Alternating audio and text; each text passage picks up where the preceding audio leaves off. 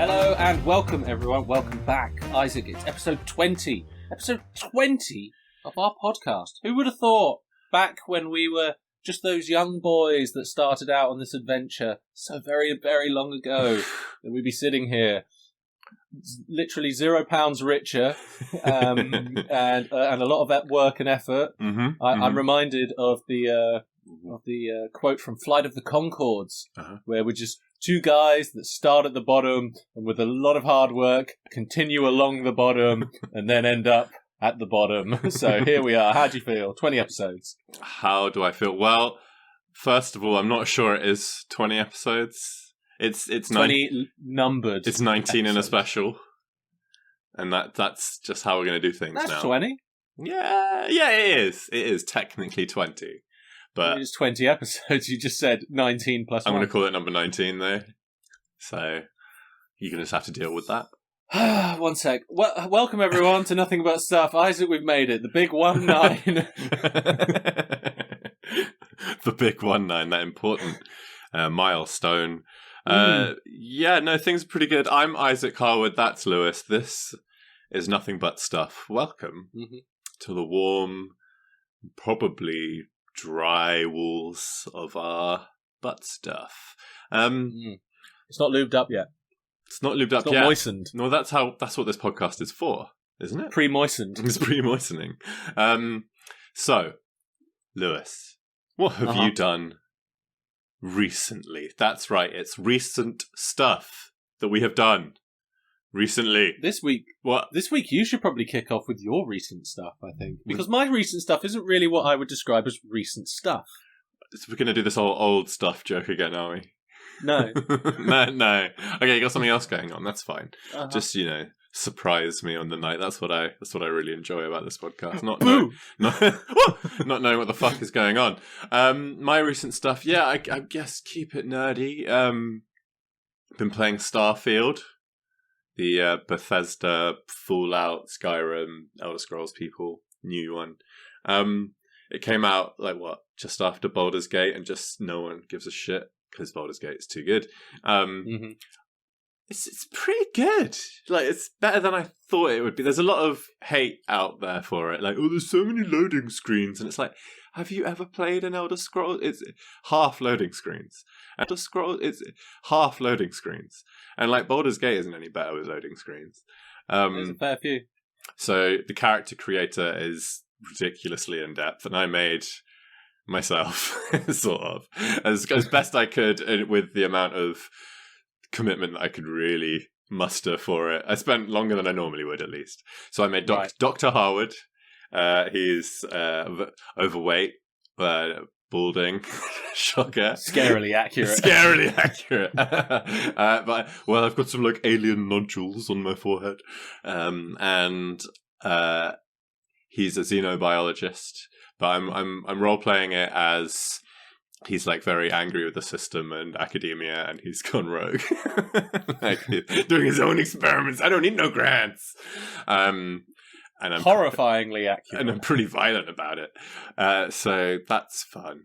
It's okay. It's not incredible. The first city you come to, it's supposed to be this bastion of civilization. And I was thinking it, but then I saw an article today. Someone's all the cities are little villages, because it's basically 3 roads with one with shops, one with houses, and one with some government shit. And it's this is a tiny little city, the bastion of civilization. Okay, where's it? It's not based on Earth, is it? No, they've abandoned solar system altogether. Really, I hate it when they always call Earth Sol or something. Well, it's it's the sun. Yeah, I know, but just call it Earth. Well, it's the solar system. Everything's referred to in systems. So you fly around, and the flying around, technically you can. I've heard it takes 75 hours to fly between star systems. So I get what people are saying. It's a lot of loading screens. It's just fast traveling around. But it's fun. If you like a Skyrim or a Fallout, it's good because it's just another one of those. But is it actually as good as Fallout 4? I haven't had enough time to really give that verdict, but right. I was hoping you'd bail tonight so I could play some Starfield. That's why I kept asking. You good?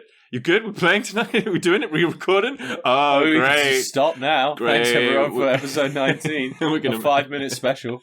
Because I want to play Starfield. So that's my recent nerdy shit, Lewis. It's not very funny, but it's fun. It's cool. I like it. Scarily accurate in character.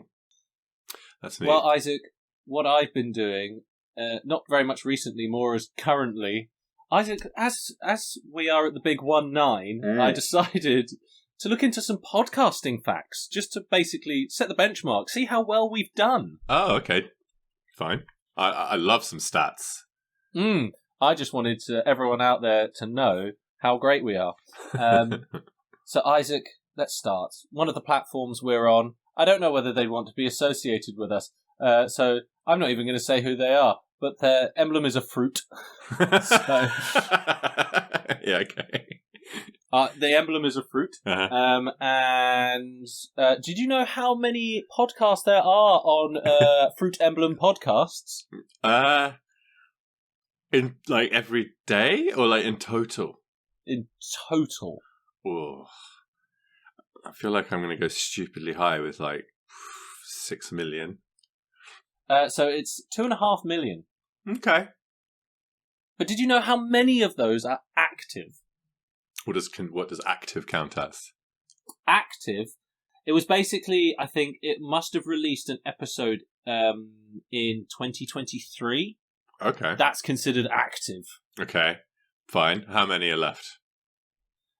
450,000. I thought you were going to stop at 450. I was like, oh my god, we're doing all right.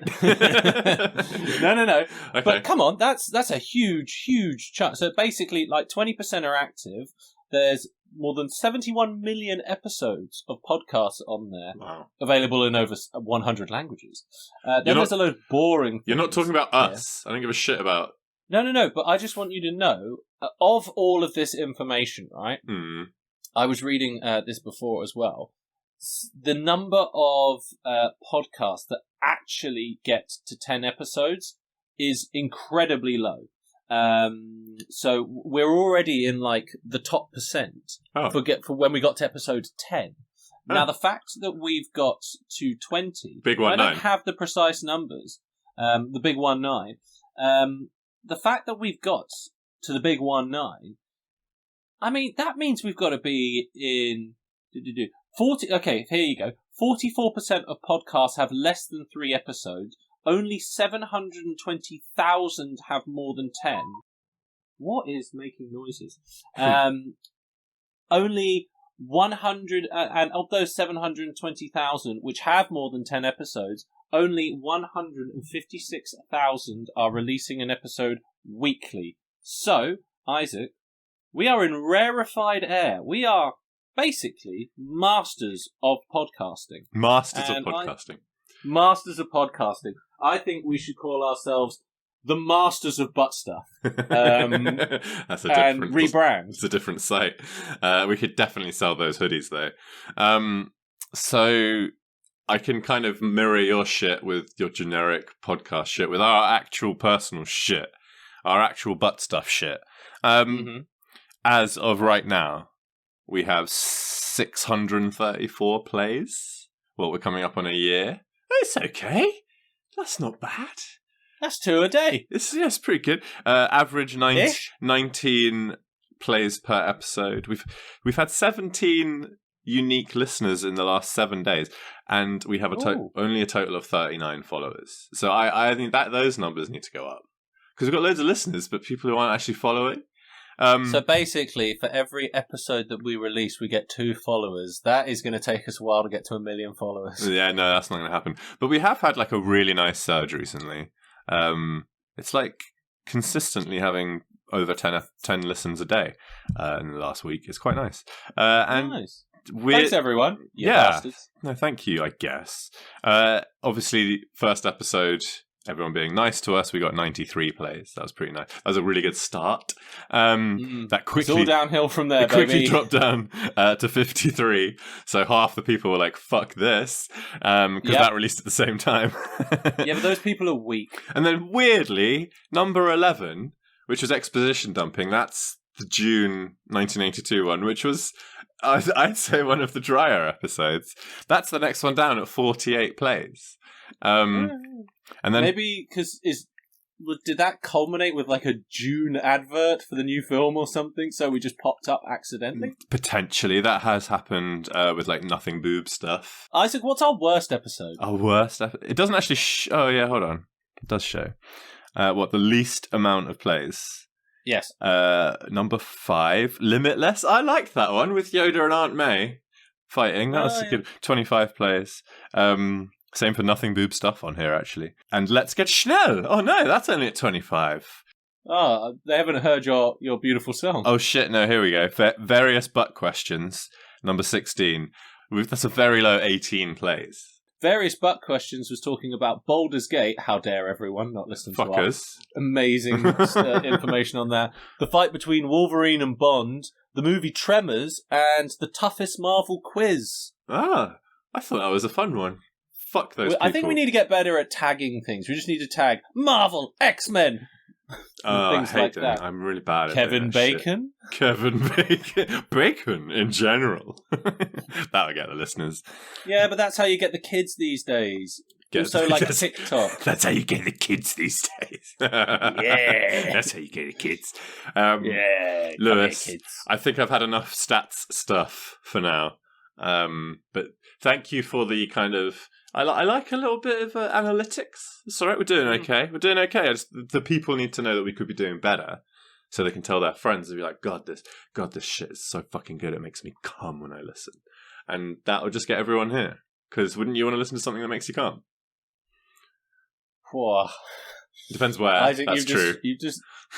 Yeah, I mean, what happens if it's on the train up to work? Yeah, the commute's bad. Well, okay, play it the next time you're lying there with your lover, getting in the mood. And you're just like, darling, do you care for some butt stuff? And then she goes, what? And then you go, no. And then you go, hi everyone and welcome to episode 6 of Nothing But Stuff. And then it'll all end happily with coming. Because that's what we do. And a brimming butt.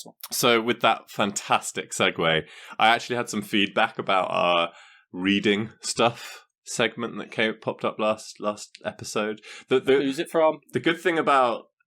Yeah, I get that.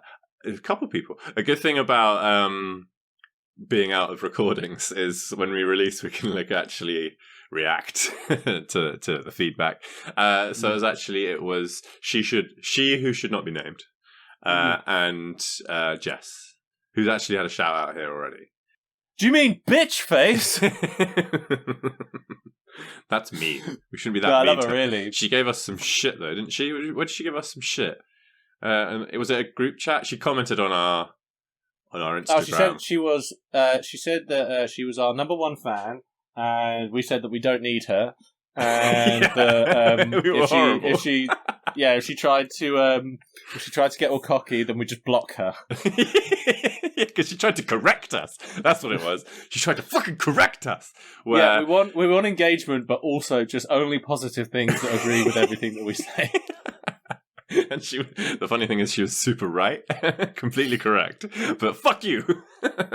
And then Jess, who I've also mentioned here before. It's like we've got 2 listeners now. And your mum, 3. No, she doesn't listen.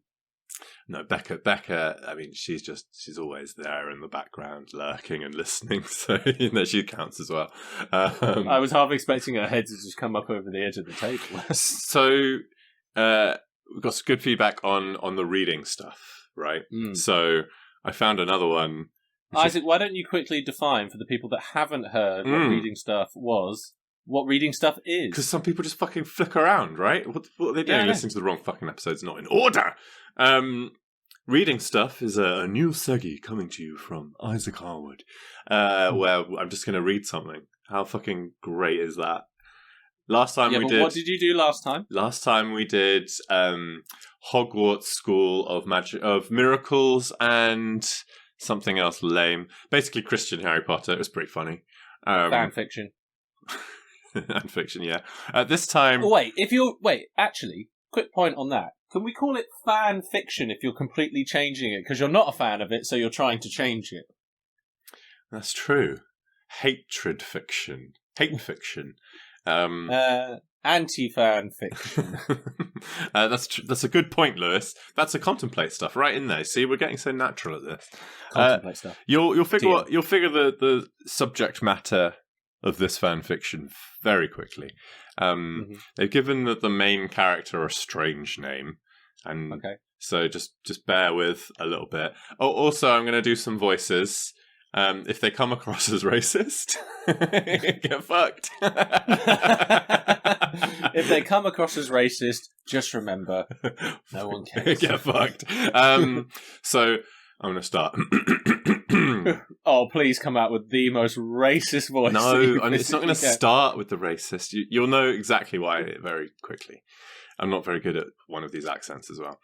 So here we go. Hear me now. Welcome down. Okay. 707 enjoyed the smell of onions, but not like this. So 707's the main character. I don't know why. He was just walking in the swamp of a certain ogre when he felt something long and phallic press up against his back. Oi! Get out of my swamp! Shrek bellowed. 707 was a cinnamon roll, so he just fainted dead away. The language is a bit weird. Yeah. Shrek. You're ruining the immersion. Shrek. No, that we have a little jostle as we go. That's the whole point, isn't it? A little jostle. Shrek felt so bad, he took the Anumu boy. Anime? I think he means anime. Like a cinnamon roll and cartoon. Should we go with cartoon? The fuck is this, Isaac, that you're doing? Look. Just get. You know what it is. It's Shrek. I'm trying to translate as I go. This is what someone wrote down. I'm going to go with anime boy. No, I'm going to go with cartoon boy. It makes a bit more sense. Shrek felt so bad, he took the cartoon boy to his home in the swamp with his gay fuck buddy donkey. The hell, man! He passed out. I don't know what to do. Let's tie him up and use him as a sex slave. Nah, man, that's gay. It's not gay if it's in space. Oh shit, boy, we've got to make a rocket. So they made Shrek's house on a gigantic rocket, and they went to the moon. Now I don't know who's saying this, so I'll just pick one. Nice, man. It's like that choke fetish for real, because there's no oxygen. True, babe. Now let's bang the cartoon boy. So they untied him. The end. What the fuck is this? I just thought it was so good. What? Someone wrote some gay fan fiction about Shrek and Donkey making a sex slave out of a cinnamon roll boy. So what do you think? Oh, wow. Now, I feel like there's going to be a lot less to unpack here compared to the last one. I don't know so much if I have comments about this narrative. Do you like my voices? Tremendous. There's not a hint of racism in there, don't worry about it. Yeah, I was thinking, is this the audio equivalent of blackface? Because it's an iconic voice, right? It's not generic black voice. I'm doing Eddie Murphy's voice. Eddie Murphy. Yeah, so that's not racist, right? I was cautious. No. I don't think so. If I was just doing a generic black voice, like our South African voice, that's racist. No, what we'll do is we'll put a poll up under the wherever we post this saying, is this racist? Cancelled. Okay, so yeah, any other thoughts?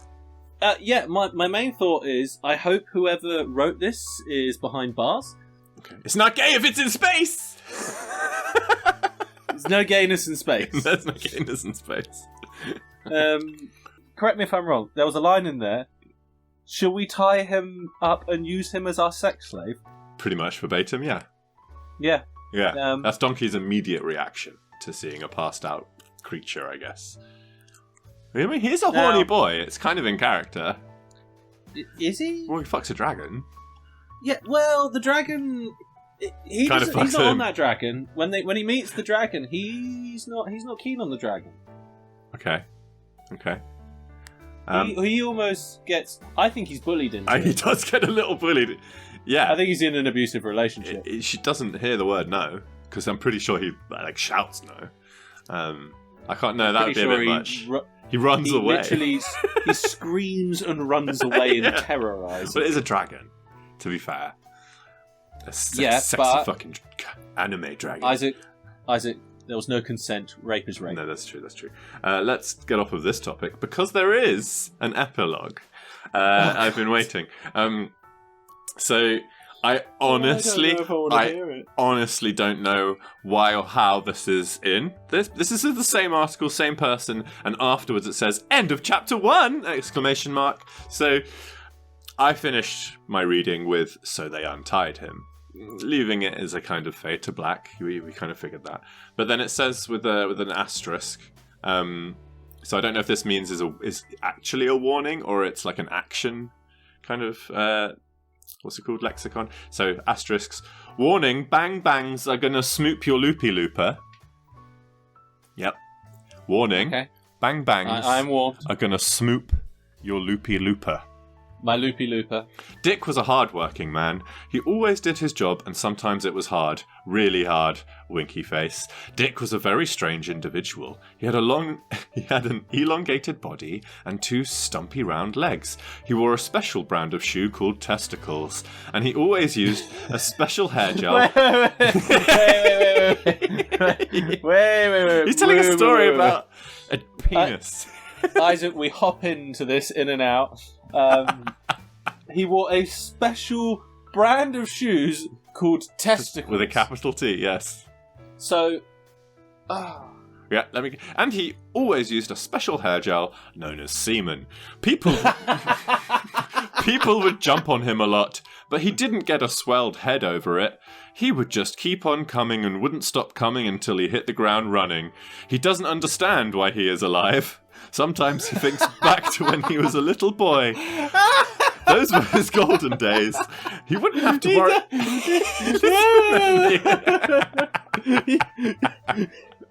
I'm not done.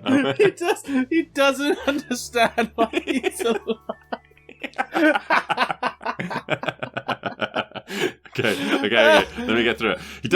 He doesn't understand why he is alive. Sometimes he thinks back to when he was a little boy. Those were his golden days. He wouldn't have to worry about getting beaten or being forced into a dark place. Somewhere along the line, Dick had grown to accept his fate in the world. He was now an empty shell of what he once was. End of chapter 1. Is this Shrek's penis? Remember, this is wait. This is during the Shrek story. Why? So good. The epilogue's far better than the main bulk, and I would say longer. Pun not intended. I just realised the person's username, ShrekLover6969. Amazing. It's got to be Shrek's cock. Well, he's like, yeah, he's stopped. Warning, bang bangs are gonna smoop your loopy looper. Thanks for the warning, bro. Smoopy, what? Smoop, what one more time? Warning, bang bangs are gonna smoop your loopy looper. Smoop your loopy looper. That's an episode name. If I've ever heard one. Yeah. So they untied him, and then straight into Dick was a hard-working man. He always did his job. Sometimes it was. I like my personal favourite. He would just keep on coming and wouldn't stop coming until he hit the ground running. And the person put in parentheses, "Kill me." I'm sorry. My favourite bit though is he didn't know why he was alive. He doesn't understand why he is alive. Just all of a sudden, this sort of moment of just existential crisis that this penis is having. With his testicle shoes. While you also imagine having unconsensual sex with this cartoon. Cinnamon roll. Danish paste cinnamon roll. Danish paste. But Lewis, we need to dwell just a little bit on sometimes he thinks back to when he was a little boy. Those were his golden days. He wouldn't have to worry about getting beaten. So that's masturbation. or being Yes, of course. forced into a dark place. Now, is that the Butt cinnamon stuff. roll's butt? Yeah. Yeah, okay. I was just making That's sure. donkey's butt, apparently. Somewhere along the line, Dick had grown, and then he does a smiley face with a wink. That's pretty great. So, thank you, Shrek Lover 6969. I had a wonderful time. Yeah, message in. Let us know if you've got another chapter coming in. I'm going to check. Oh, I wonder if they've got any more. Yes.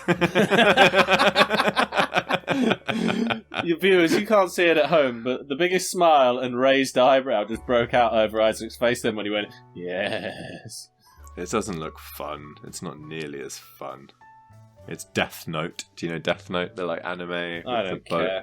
Fuck you, I don't give a shit. I'm done with this. So, on to movie stuff! No, can we not commission something from Shrek Lover 6969? I like that. Can he write a tale about us, but no gay stuff?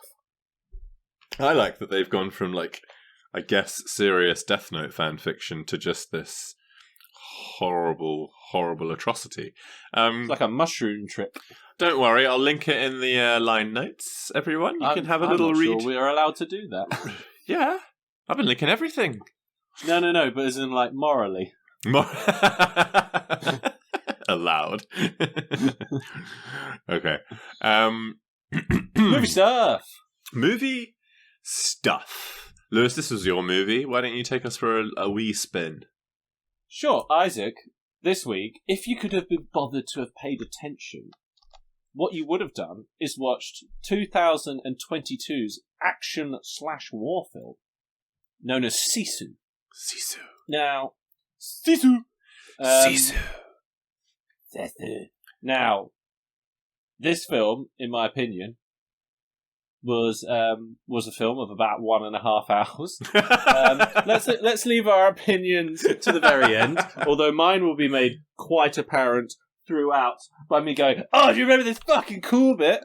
Oh yeah, I have not read my notes, so I'm going to be like catching up with my memory. Read my notes. I'm going to be catching up with my Fuck you! I know that's why you're terrible at this. But I normally prune them. I prune them down for like the ones that I just don't really remember what I was talking about. But this time I'm going to be trying to catch up with my memory while we do it. So it's going to be extra fun. Well, the thing is about good films, we always have much shorter reviews and much fewer notes on good films. Yep. Very true. Because number one, there's less stuff to comment on because it's just competently made. Mm-hmm. And number two, you kind of just get sucked in and watch it. Yeah. I've still got a few. I've got a few. Oh, I've got a few notes. Now, Isaac, Sisu. This is the story, roughly, of a Finnish soldier who has slaughtered Russians. And he lost his family, and now he's a gold digger. He's a gold digger. Yeah. He's not out looking for rich hussies. Exactly. Well, he's not looking in the right place. No. But my first note here is obviously he's digging a hole, finding some gold, and he finds some Lewis, gold. Isaac. He digs a fuck ton of holes because Sisu. So we have to very quickly talk about what Sisu is because it comes up on the screen as the definition. So Sisu, it's not the main character. It's one of those. There's no direct translation from like zeitgeist from the Finnish. Is it Finnish? Yes. The Finnish word. Yeah, zeitgeist, feng shui. There's that like je ne sais quoi. That Icelandic one, which is like the feel of a warm home. Essentially, there's all those little things. So Sisu is a Finnish thing for like grit, determination, perseverance. That's what this movie is about. And so against insurmountable odds. It's exactly. So for me, what I had a lot of fun doing was every time. Let's call the guy Sisu because does he get a name? He does later as he gets like a moniker. Yeah, he definitely gets one, but it's like some crazy Finnish word, so Sisu will be fine. So we'll call him Sisu, and every time he did some Sisu, I would go, Sisu, to myself. so he's digging for gold a lot. He's just constantly digging. So I was just like, Sisu. And then when he gets to the gold, Sisu! And Isaac, this is some comically bright, polished gold. Very. Yes, he just kind of pulls out a fistful of ready-made gold. Yeah, it's like a vein of pure gold. It's like someone made a big tree, twig of gold, a branch, one might say, and then just popped it in the ground and buried it. And it's like his face, literally, you can see it shining off his fucking face. But you know what? I don't think I know enough to argue against that's not what gold looks like. You've dug up some gold. I feel like maybe, he wiped it off. I feel like it looks a little gold. His gold is impeccably clean. Yeah. Now, Isaac, though, that we need maybe he had Sisu in cleaning it. He was just Sisuing all over it. Yeah, maybe he was there for days before he left with the gold. Just Sisuing. You don't know. He just Sisus all over the place. But Isaac, like all good World War II films, we need some Nazis. Well, that was way too long without Nazis, if you ask me. It just goes. It's like 8 minutes. Yeah, I know exactly. But you see him you just need to set the scene a little bit more, Lewis. Oh my god, you're such an amateur. We see him washing, bathing. And he in what I imagine is a very cold landscape, so very fucking cold. Water. Oh my god, so cold. And you see him loads of scars all over the place. This guy's what 50s, somewhere around that age. Oh, I'd say let's have a look. The late actor, 40s. Oh no, I would have said 60s. Okay, you're going the other way. Yeah, he's old. He's an old dude. Let's. Okay, so searching through this, I also have just found out the guys. The actor is Jorma Tomila. Uh-huh. He was born in 1959. Nice. And his character is actually called Artami. Yeah, that is not needed. No, Sisu. That rings no bells. Rings 0 bells with me. That's not a hard thing to do. I think I said, yay, chapter 2, the Nazis, because I was waiting for the Nazis. Lewis, please continue. Yes, Isaac. Now, you've seen Nazis in other films, but they really... Generally, I would say generally, in the 30s and 40s, there was some positive films about them, but I would say almost exclusively since then, they're always depicted pretty negatively. Safe to say, yeah. Safe to say. Now, these Nazis are real bad Nazis. No way. Do you know why? They've got a rape wagon. They have a rape wagon. They are raping Nazis. They have a rape wagon. It's horrible. There's a real rape theme in our last 2 episodes. Great. And I don't like it. No, I hate it. But I mean, we watched a movie and there's a rape wagon. What can you do?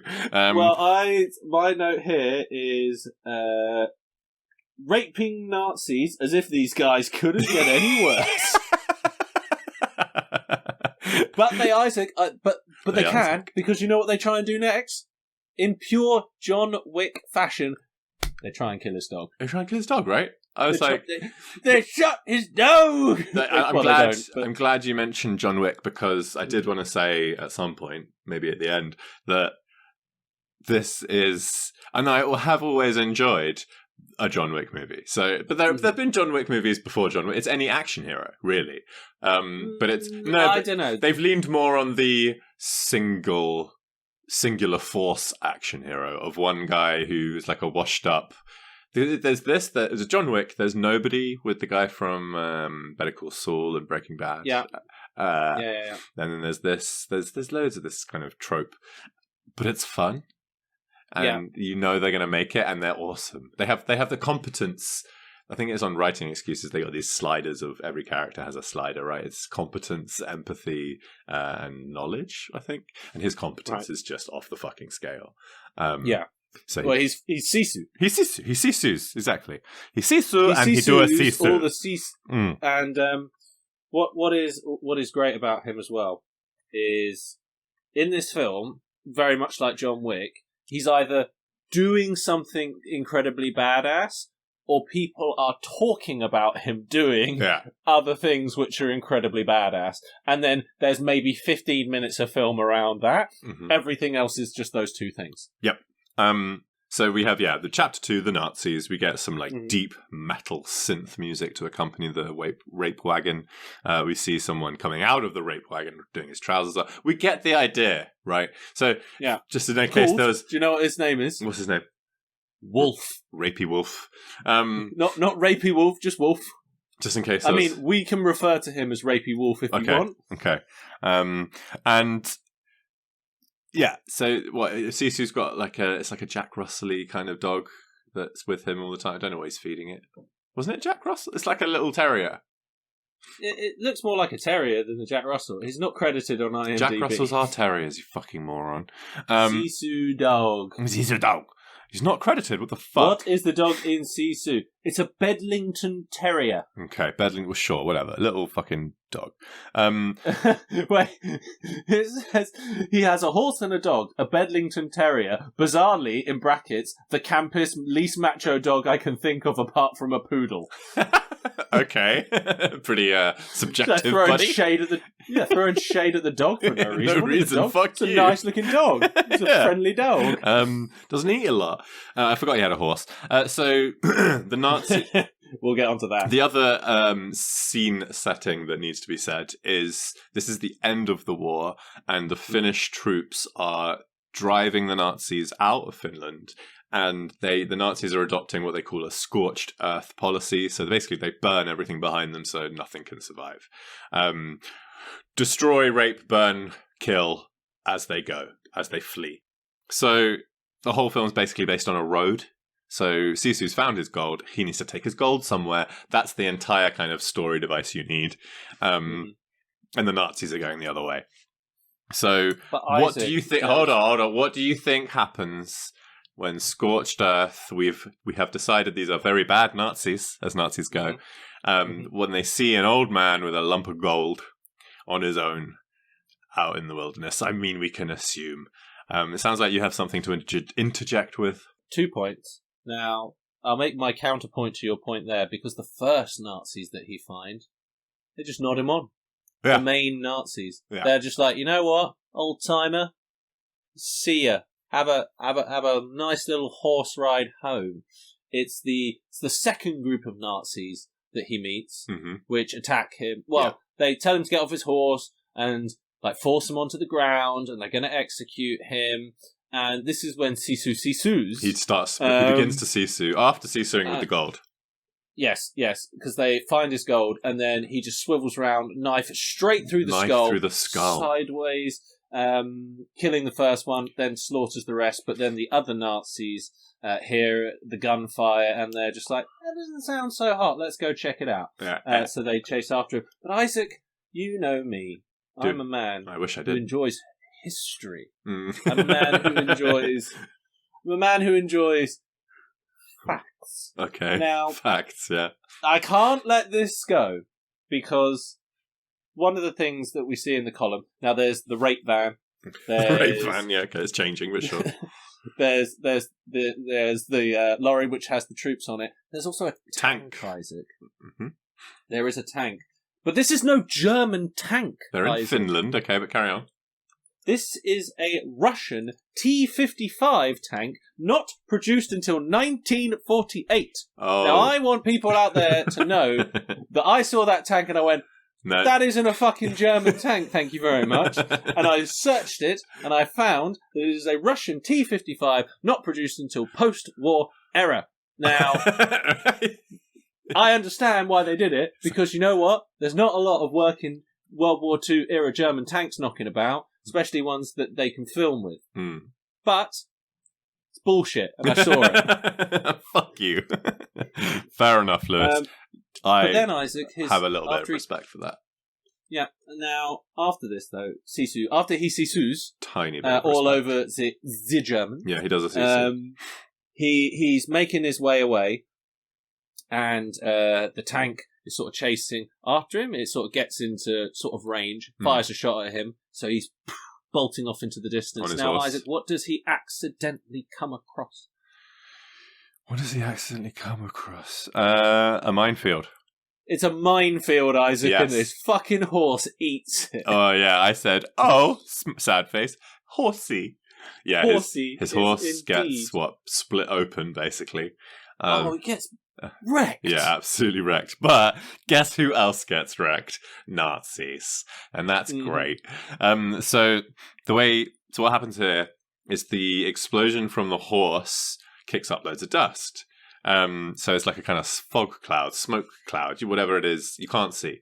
So the Nazis catch up, and all they can see is, well, they know there's a mine there. They put the mines there. No, you're remembering this incorrectly. What? Isaac, because the horse blows up. He's on the floor. His gold gets scattered, so he starts scrabbling around, putting his gold back into his bag. The Nazis get to the edge of the minefield, and there he is. But he also slyly picks up a rock, and then as they tell him to stand up, he lobs the rock onto a mine, which blows up, makes a dust cloud. Then they all start shooting into it, and what does he do? Fucking Captain America / Captain Finland style, pulls his gold pan off of his back, uses it like a fucking shield. Yeah. Bullshit. Total bullshit. Absolute bullshit. It's like a 50 cal machine gun shooting at him. He's got a thin piece of tin. I think they're using rifles at that point and like handguns and shit. But yeah, maybe. Yeah, so he does the Captain America bit. And then they send like some of their bitch soldiers into the cloud, and there's the fucking brilliant shot of like just kind of up over the shoulder, looking up slightly as the mine kind of arcs through the air and just lands perfectly square on the forehead of one of the Nazis and just explodes. What a throw. Great throw. Fucking possible throw, but there you go. How do you throw a live mine without hand underneath, throw it like a cake. So you cream pied the Nazi. Yeah. In essence. But the thing is, they can't see him, so he can't see them. So the chances of that happening, exactly, fantastic. Yeah, how? If he can't see you, that's the same thing. Anyway, Sisu. Maybe Sisu saw through. Sisu saw through the smoke. And then, so what he does is gets away. Shocker. He does that a lot. And I wrote, again, clever with the diesel to mask the smell. Oh, he's being chased by dogs. So yes, they apparate dogs, which we haven't seen until this point. Where was the dogs? Where were the fucking dogs? They do have like a truck though. Could have been in there quite easily. Very quiet dogs. The quietest, well-trained German dogs, or maybe Russians born after the war. I don't think these dogs were alive during the war. How does he get? He stabs like the fuel tank of the tank. Well, he sort of scarpers off, running through the minefield, and they have to follow slowly. But apparently, after about 6 mines go off, they're fine and they're just through it. Even though they are asked at one point, "How many mines did we bury here?" And the guy says, "All of them." Now that could be 6. Maybe they only had 6. I get the impression they're insinuating it's more. Could have been 1. But then he manages to like run off and sort of escape. But then Sisu, so tired. Sisu tired. And so he sees the only remarkable thing on the landscape, an old burnt out car, and thinks, "I'll sleep by that." On the road. Why? It's the only like move where Sisu, and I'm just like, Sisu so dumb, because Sisu should not have slept there. Sisu should have slept elsewhere. You know what I mean? Yeah, I mean, does he think that they're not going to get past the minefield? They're in a tank. True. They have lots of men. They've proven that they want to get him. He should assume that not sleeping on the road, number one, is a good idea. Yeah, but Sisu sleep on road. I don't know why I'm talking like this, but it's quite fun. So Sisu goes to sleep by the car on the road, and the next thing he knows, oh my god, they're about 30 feet away, and they've got the dogs out. So he rolls under the tank.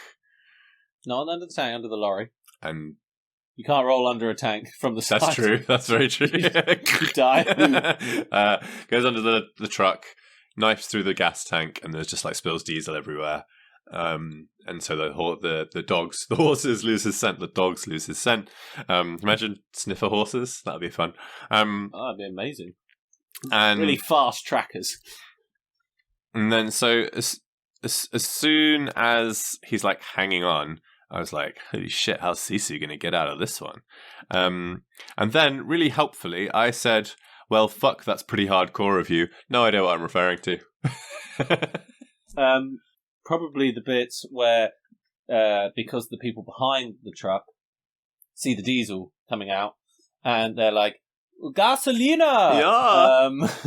And so they stop, and he just sort of rolls out from underneath the lorry and just runs towards the water. I mean, it's a bad idea because all he's done is put himself right under it, and then as soon as he runs, he will be seen. And he is seen. So they release the hounds after him. So, Isaac, I think what you'll be referring to here is the moment when he lights himself on fire. Yes, that's pretty hardcore of him. That is pretty hardcore, and it does work. Mm-hmm. Because the dog doesn't want... The dog no likey to bite you. No, it's very hot. And he, while completely engulfed in flames, just runs and jumps into the water. Yeah, that's like a lakey pond thing. Yeah, and then he becomes Jaws and starts just fucking... They send like a boat out into the water to get him. So good. And he just... Yeah, he's like, oh, there's the gnarliest bit. Yes, he's cutting... It's not just one, but it's what he does to, like, consecutive people. He's like, to stay underwater. I mean, obviously the Nazis are like, he has to come up to fucking breathe. So they send guys out, some very reluctant bitch soldiers, dive underwater. He cuts their throats and breathes out of their neck holes. Yes. Gets the oxygen out of their lungs so he can stay underwater longer. He does it at least twice, I'm pretty sure. It is one of the coolest things I've ever seen. It's pretty original, I'll give it that. And yeah, my notes are just incomprehensible, mate. Okay, well, as he's running to the water as well, he gets shot, gets pinged in the knee. That he just gets over that. That's not a problem. Sisu. Then Sisu. My next note here is just this film is 1.5 hours of watching this guy be awesome.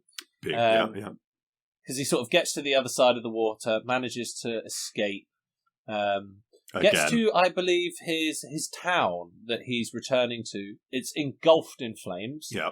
Absolutely ruined. So he just sort of turns around and sort of walks off, sort of dejected. Mm-hmm.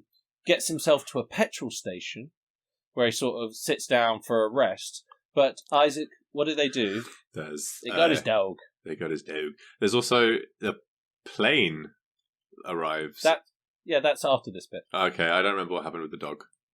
Okay, so they get his dog, and they're looking around for him, and I think they're using his dog to track him because his dog. Yeah. And then they obviously know he's nearby, so they put a grenade on the dog, and it runs around the corner to him, and he goes, "Not my dog!" He doesn't actually say that. he doesn't say a word until like the final scene of this film. So he picks up the grenade, lobs it away, but sort of gets hit by some of the shrapnel and a concussion blast. And so, in typical Nazi fashion, they decide when he's knocked out, you know what we'll do?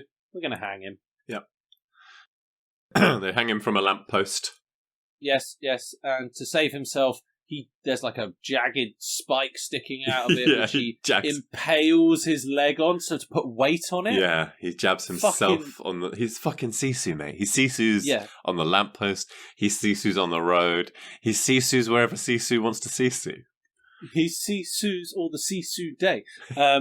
But then that plane flies over. They're obviously, end of the war, they're looking for fuel, so the plane lands. It's like when they go over it, like shakes the lamppost thing that he's on, and he starts swinging down it. But because his leg comes off of the thing, he starts like suffocating again. Ends up killing one of the pilots, knocking the other one out. Gets the pilot to basically, he's just like, you know what, fuck this, and he goes because they took all of his gold. Yep. Even though they were told about his legend at one point, slightly before this. By a German their German officer. Yeah. And they're like, no, fucking leave this guy, he's a crazy bastard. So he's a ex-Finnish, basically special commando. So they'd sent him a one-man death squad. Yeah. I mean, you don't need to really know the details. You kind of got it already. Yeah. I mean, the rest of the film is basically then we've got to carry on, Lewis. Okay. You always do that rest of the film. So, what do you remember next? Because you're remembering less and less as we go through. Well, they think they've killed him. Like, it's a pretty solid ending, like, to be hanged from a lamppost and you watch him die. So it's pretty safe to say he's dead. But they've heard this legend. And a little bit paranoid, I think, because he has come back so many times already. That's why they hang him as well, just to make sure. I would have said a bullet in the head would be more effective. I think I'm right. Yeah, bullet in the head, way easier. I think I'm right. They're making their way, the Nazis, as they do. And basically downtown, the plane crashes in front of them, right? Just in front of them? They get to, on the road, they get to the crashed plane. Right. It's not like they see it crash. Yeah, so he's just flown ahead. And inside that they see that the pilot has been killed, and the rope which they hung him with is in the cockpit, and Wolf, the rapey German, rapey Wolf, is like, that's one of my knots. Now, I'm not familiar enough with my own knots to be able to recognise them, but he's just like, that's the fucking knot I hung that guy with. I think servicemen do know their knots, actually, so I'm not surprised. Maybe I would expect that more from the Navy, but I think anyone, you got to tie tents down, tie shit down. We've got to tie stuff up all the time. They know their knots, Lewis. Let's not stick on the knots. Knot. How? Well, true. Yeah. I mean, to be fair, one thing we do see in this film, they've hung many people in this film. Yes, exactly. So the next chapter, the chief noose knotter.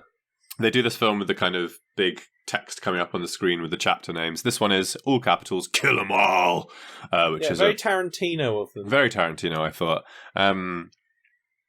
And we're kind of having a little B story here where the women in the rape wagon, one of them in particular, shockingly aren't super into the whole thing, and they have a rebel uprising, and so they get a bit of badass. And I thought that's when we were already pretty silly, but when they all get armed up and start chasing down the Nazis too, it got even more silly.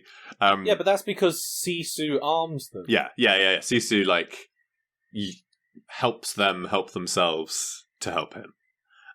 As they basically... he arms them, and then they sort of drive their truck alongside the truck full of the soldiers, and they just fucking unload on them, and it's pretty great. We're not going into the details of every single Nazi that he kills, because there's a lot that we're not talking about, just along the way. There's got to be 20, 25 Nazis killed. Something like that. And then... What did I say? Oh man, my notes are so shit. I've got Sisuing onto the plane is a new level of Sisu. But I know I'm skipping a bunch yet. My notes are so bad. So, yeah, I mean, he basically, he takes out the truck full of the soldiers by using the ladies. He then jumps on top of the tank and, rapey Wolf comes out, and so he sort of fights him. They fall off. He manages to best him, and the guy's begging for his life. So he coolly no, that's what happens. So first thing, the guys at the very back on a motorbike and a sidecar come up.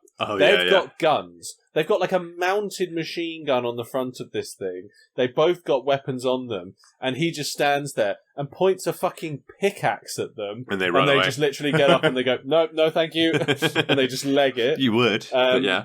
And then he sort of leaves this guy, and the guy thinks, oh, thank God, I've managed to survive somehow. And then the ladies appear out of the mist. And have their fun. Yeah, and then the tank up further ahead with just the main guy and his little tank driver get to a little cargo plane to take them to safety. They're trying to escape. They meet up with their German officer again, right? He's just a pilot, I think. Oh, okay. And then he kills the tank driver in cold blood. No reason. To split the gold between fewer people, I think is the goal. But I don't think he would ever even have thought he was getting any gold. But that's the impression I got, that it was. Yeah, maybe. Let's split it between fewer. They're wrong-uns. They're Nazis, Lewis. They just do bad stuff. But Sisu's got the motorbike now. And so as the plane is coming towards him, going to take off, he is speeding towards them on his motorbike, and then swings his pickaxe and buries it into the bottom side of the plane. Sisu's so hard. Sisu's right into that fucking plane, and then sort of like gets his feet or something around like the back wheel of it while it's flying. It's ridiculous. Well over 100 miles an hour. Yeah, so they're fully taken off. Fucking pickaxes a hole into the plane and climbs into the hole, and then and that's another thing. So when he was charging towards it on the motorbike, he's got his gun and he's like shot up the cockpit. He's like badly injured the pilot. Yeah.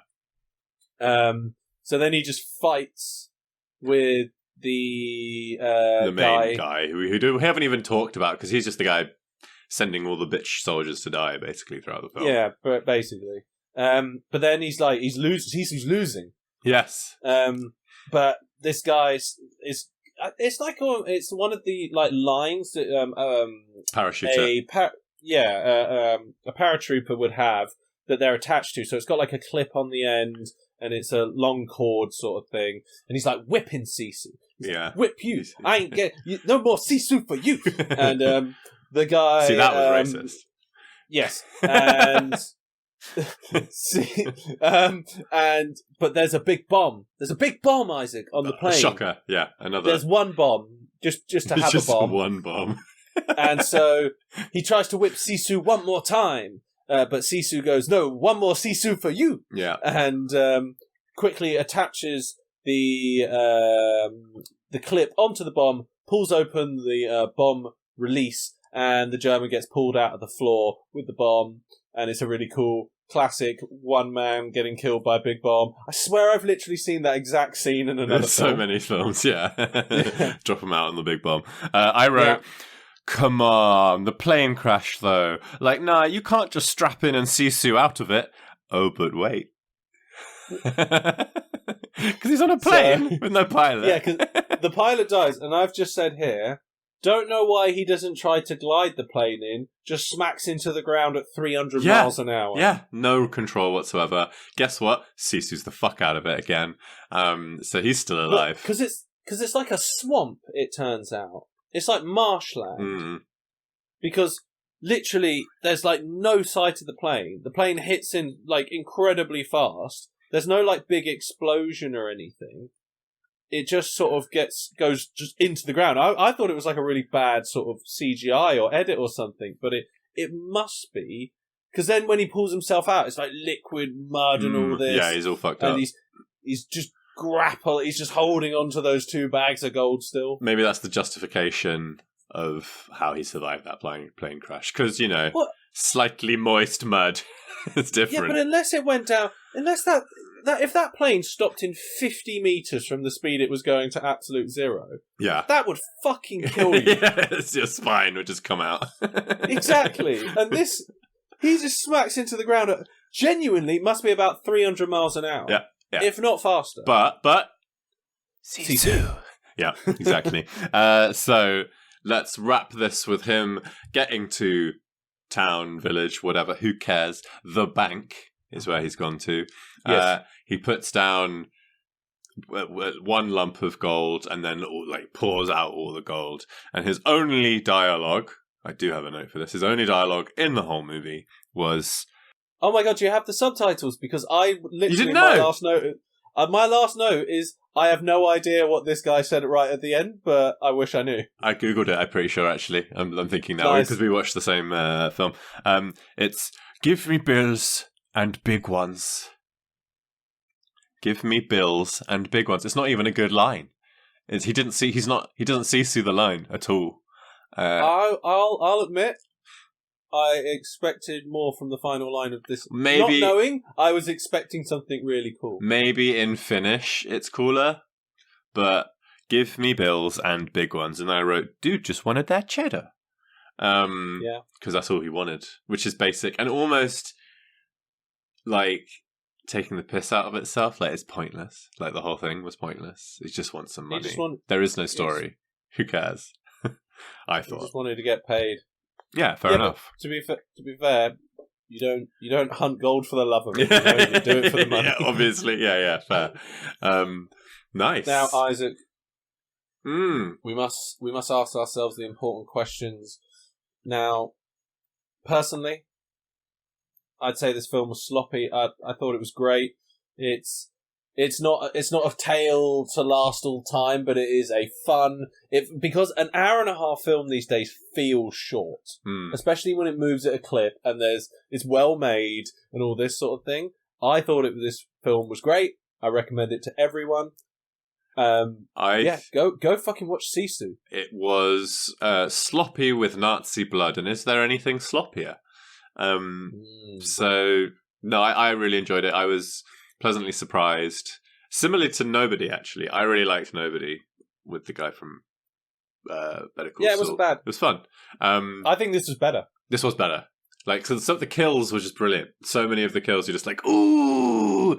It had that level of maybe like there was a 1 in a million thing. Like very few things in this film that happened were impossible. Yeah, but all of them happening are impossible. Yeah. And he's 60 something. Like, it's insane. Anyway, sloppy. I think it was a good choice. It was a sloppy choice, and I'm pleased to be entangled in that sloppy sauce. So that was good. I enjoyed that. We're gonna move on to our final segment of the night. Final seggy. The seggy on the top, as they like to say. We are going to do a fight stuff for old time's sake. In the big 1-9, we're doing a fight stuff. We fizzled out for a bit there. I think it just takes effort and we're lazy. What, pressing generate? Yeah, but I don't know. It's the improv. Anyway, Lewis. Mm-hmm. I have generated our improv fight stuff. Improv. Tonight, Lewis, you will be. I know that's why I say it. You will be Toad from X-Men. Oh, that's a terrible start. Yep. With a duck whistle. No wonder the people demanded we stop this. Toad with a duck whistle. Oh, that's so bad. Mine isn't much better in terms of weapon. I am going to be playing Darth Vader. What? With a whole box of repackaged used condoms. And we are fighting in the Empire State Building while King Kong attacks. The Empire State Building?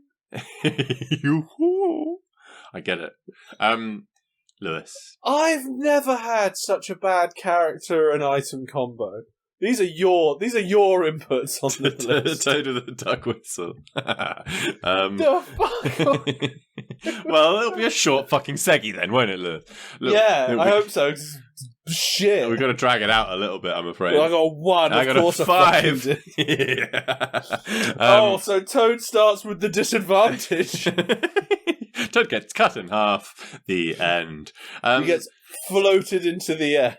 So we're in the King Kong-iverse, the Star Wars-iverse, and the X-Men-iverse. No, we are in the King Kong-iverse, and Darth Vader and Toad are there. Has Toad been in any of the later movies? I believe he was in X1. Yeah, the very first one, right? And he was terrible. Yeah.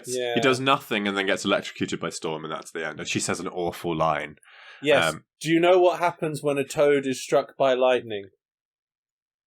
Is there an answer, or is that it? The same as everything else. Oh my god, it's Halle fucking Berry, terrible. Hey, whoa, she didn't write that. True. She looks like a very nice lady. She accepted a Razzie, for God's sake. So, we are in this building. It's not going very well for the building. I am stalking around. Darth Vader would be stalking around. He's here to exterminate Jedi and has confused the X-Men for said Jedi. This particular Jedi is pretty gross. So I'm just stalking around. I think no lightsaber out. I'm just huffing, puffing. And what I'll do is cut the lights. I'm going to find some kind of light box and just punch it with my robot fist. Okay. It's dark. That's my move. What's up? Okay. What's up? So you hear the sort of rumbling, the screaming off in the distance of King Kong, grabbing another fistful of women and throwing them out the window. A fistful of women. That's the episode title. Fistful of women. But then, somewhere around Darth, he just hears... Quack.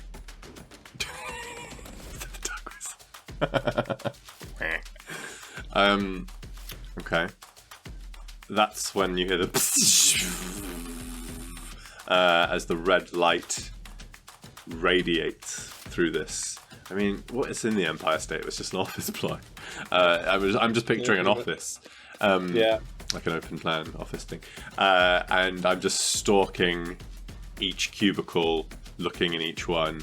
If anything moves, I'm going to cut it. You get that impression, at least. Goes past another couple cubicles, and then from one of the ones he looked in, you hear... I slice the cubicle separator in half. The divider. Anything in there? Nope. You hear a whack. I am going to relax. I'm going to... Oh, it's your turn, actually, to be fair. Uh-huh. So... Is it? Can I guess what it is? No. So after he slashes that from a cubicle like behind him and two over to the left, he hears whack. And that's it? Yeah. Yeah. He's gonna before I do the next thing, I'm gonna do like a lightsaber toss and just kind of throw it arcing, spinning through. It's gonna just cut all of the cubicles dividers like in half, so I've got more perspective, more viewpoints. Okay. And then it will land back in my hand unless you have something to say against that. No, I don't stop that. What are you going to do, Lewis? Toad. So from like 6 or 7 cubicles over in a bit that you didn't attack, you just hear whack. You fucking cunt. I know exactly what's going on here. I'm not just fucking with you as well. Okay, nothing else. I extinguish my lightsaber. Okay. And huff. Does Darth Vader do exasperated?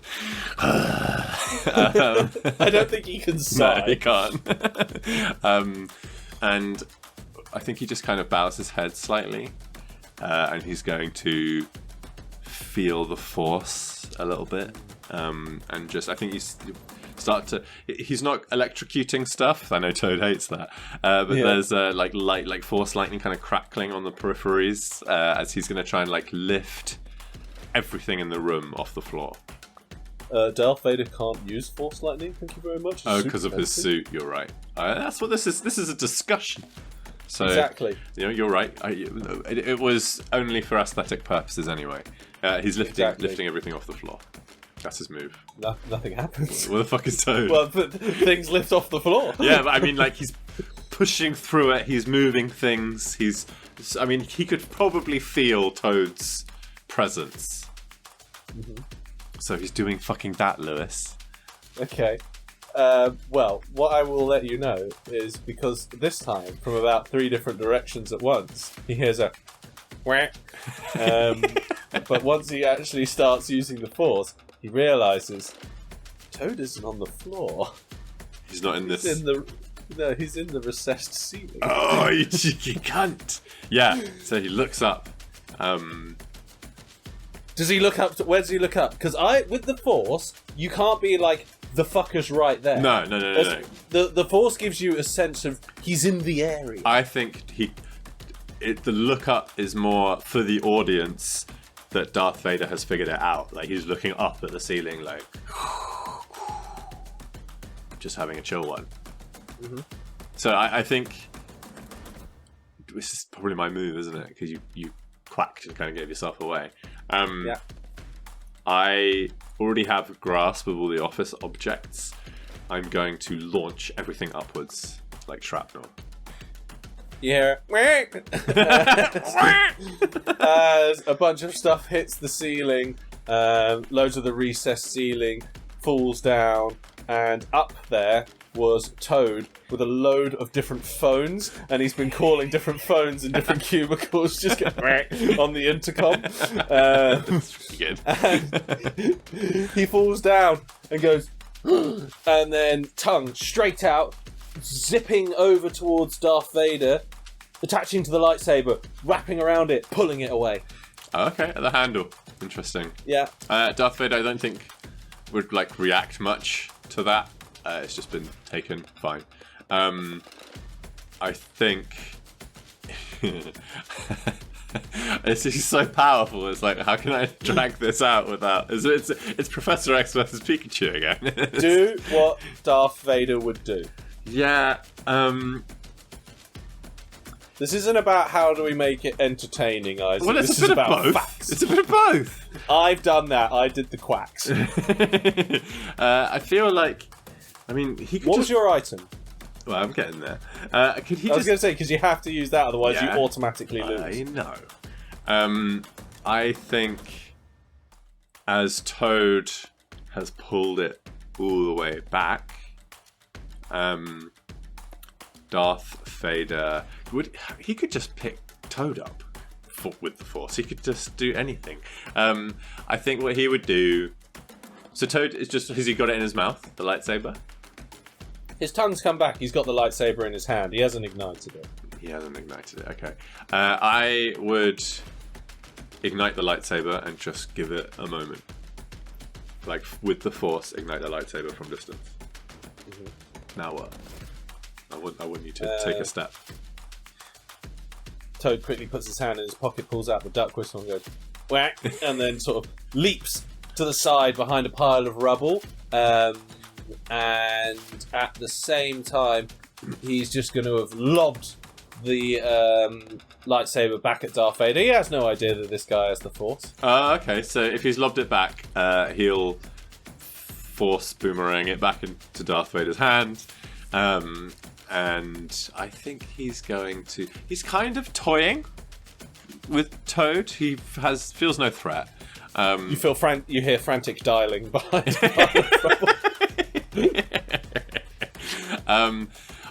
What he's going to do is he's going to stand back, and he's going to, without using his hand, he's just going to keep repetitively launching the spinning blade at the debris, the furniture, whatever Toad is hiding behind. So it's like scorching and scoring away at whatever cover Toad has until Toad feels the pressure, feels the heat on. He's not even using his hands, it's just kind of catapulting around his body like an orbit. Darth Vader's fucking cool. Behind one of the piles of rubble, you don't hear it because of all the noise, but Toad's been frantically typing. What can Toad do? He's got a tongue, he could jump. Is that it? That's it. He's also, Isaac, got a mind, so he's frantically typing. He's yellow while too. This is all flying around, one of the fallen printers on the floor falls down, and you start hearing. Does it say quack? And as piece of paper after paper is being printed, and then you see just a tongue darting to the window and back. As all these papers are stuck to the window.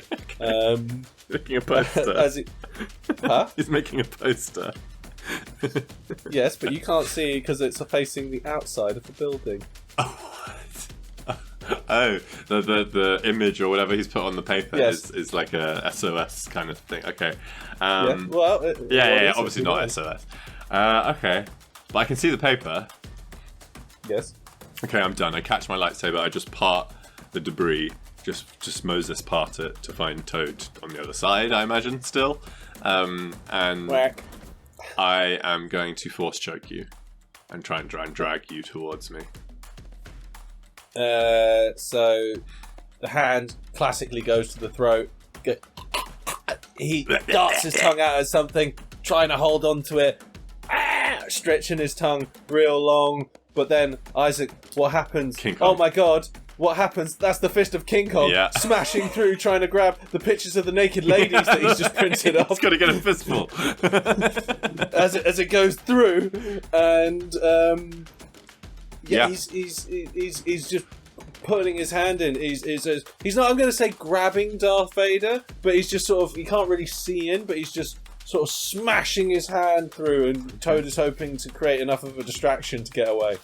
Okay, fair enough. I think Darth Vader is going to open up his emergency hatch, which is in his chest.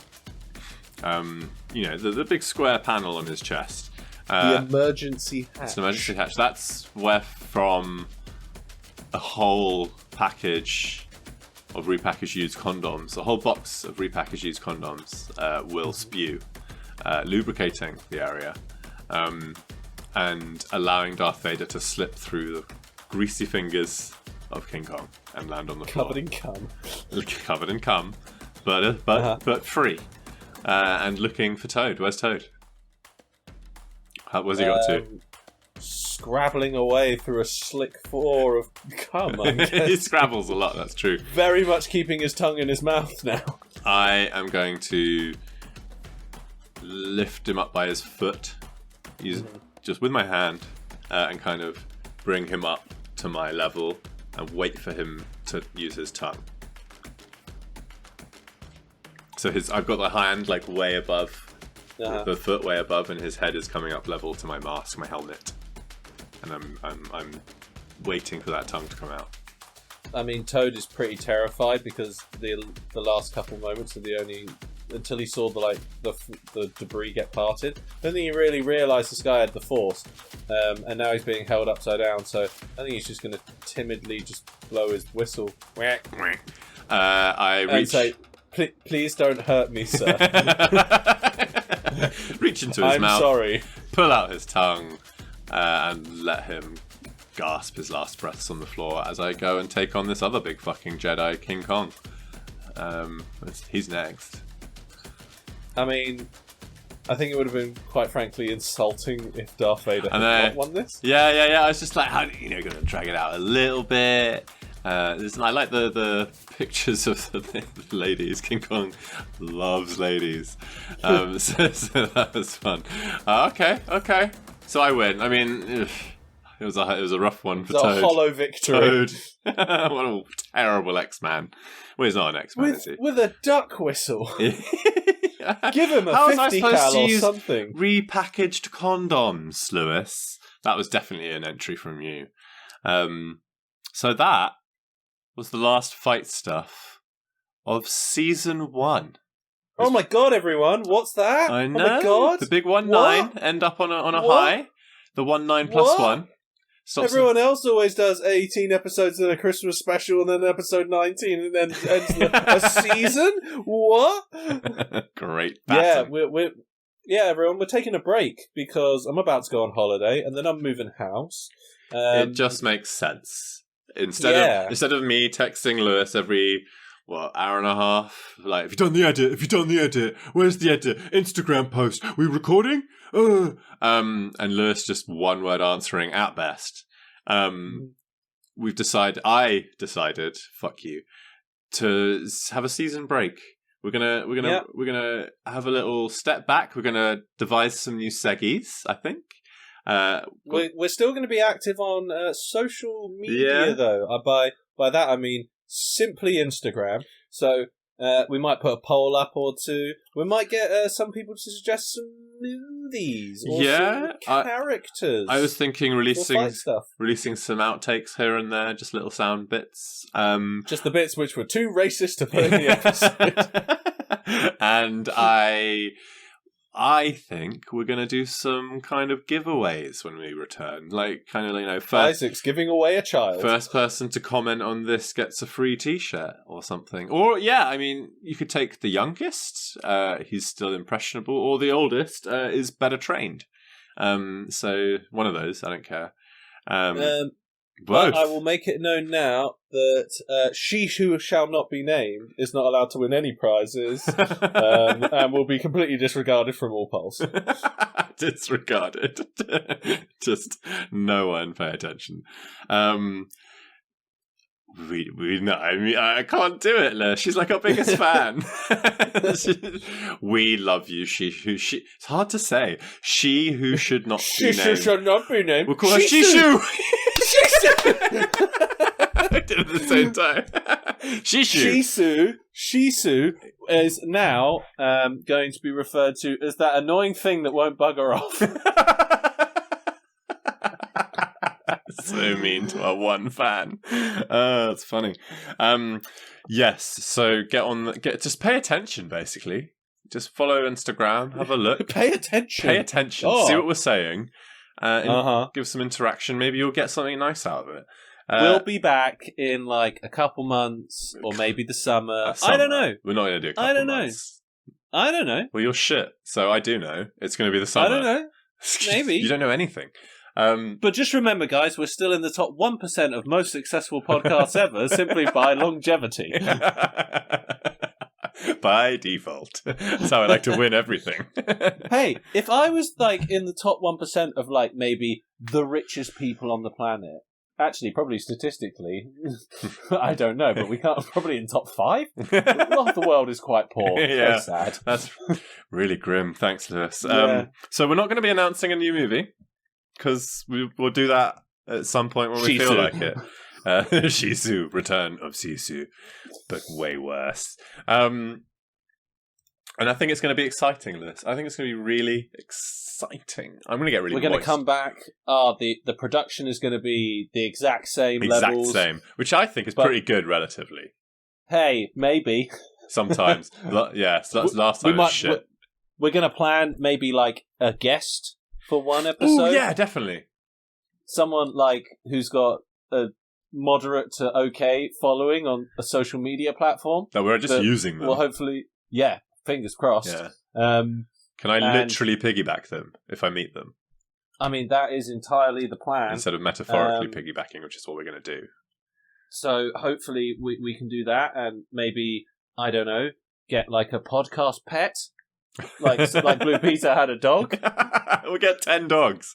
Like Blue Peter, we'll have loads, so many dogs. Just imagine this, but with loads of dogs barking. Then we're going to make it to that top 0.5%. maybe even like a snake, and then we can always turn to it and be like, "What do you think, Gareth?" And it will just go. Probably won't make any fucking noise because they'll be asleep, because that's kind of all they do. No, but it might occasionally go. True, but we'll have to catch it. Yeah, okay. Any other bright ideas out there, Lewis? I was thinking of just running like jet engine noises for half a seggy. We could do like episode 20, part 1, where it's like just 3 minutes of screaming, and then be like, tune in for part 2 to find out what Isaac was looking at. It's 2 minutes of screaming. So I think we got some good shit on the horizon. The horizon of butt stuff. The butt stuff destiny. Whoever engages with us, I'm going to throw out a random thing right now. Whoever engages with our Instagram the most number of times, other than Sisu, over between now and when we next release an episode, you can either guest star or we'll send you a hat. You've gone for the hat, have you? Yeah, it doesn't have to be an MBS stuff hat. It can just be any old hat. But we'll sign it. All right, I'm game. Devaluing it massively. Yeah, it's not an investment at all. So, I mean, I guess, do we do the soppy thing of like, thank you very much, I guess, everyone? Like, well, we're not dying. We're true. We're taking a break. Fuck we'll see them. you. Yeah, Isaac's now taken on my persona of hating the audience. Yeah. Don't worry, everyone. We'll be back. And don't worry, I'm going to say that there's only a 75% chance that my next choice of film will be a Steven Seagal movie. Perfect. I'm super... No, Lewis. Neil Breen. We're coming back as an exclusive Steven Seagal, Neil Breen podcast. All Seggies will be related. Please get those reviews, subscribes, likes in. email us nothingbutstuff@gmail.com. 2 T's in the Two butt. T's in the butt. 2 T's in the butt. There's no Patreon. Lewis is a cunt. When we come back, I'll have a Patreon. How about that? Bullshit, you will. Well, we'll have things on our Patreon, which is like a empty room. Instagram at NBStuffPodcast. And if there's nothing more, Lewis, I'll play us out. You want to play you out? I'm going to play you out, Johnny. Okay. We'll meet again. This is the... Don't know where. Don't know when. I know what. That is the outtake. Stupid stuff my kid cried about. Now, we all know what this is about. And full-on meltdown this time. This was trying to eat dinner at the dining table, as you do as a family. It's healthy. I wouldn't let her sit on her garden slide at the dinner table. She just wanted to be sat on a slide eating dinner. And I said, no, full meltdown, Chernobyl, many birth defects. And that was that. Season 1. That's all, folks. See you next time. Goodbye.